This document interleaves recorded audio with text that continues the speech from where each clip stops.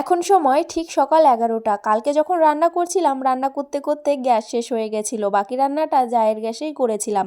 তো gas book করা হয়েছিল, তো গ্যাসওয়ালা গ্যাস দিতে এসছে, তো গ্যাসটা দিয়ে গেল।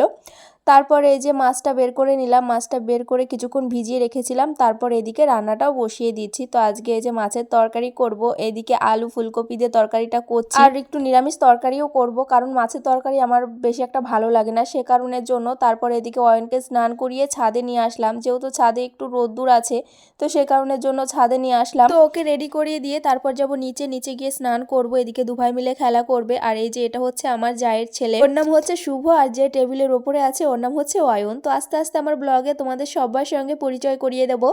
আর এই যে এদিকে দেখো নিচে এসে স্নান করে পুজোটাও সেরে নিলাম। আর ভাবছি 1 জানুয়ারি থেকে আমি আমার ডেইলি রুটিনের যে লং ব্লগগুলো, তো সেগুলো তোমাদের সাথে শেয়ার করব। আর এদিকে দেখো টিপ না পড়লে মুখটা কেমন যেন ফাঁকা ফাঁকা লাগে, এখন বেশ ভালো লাগছে। টাটা।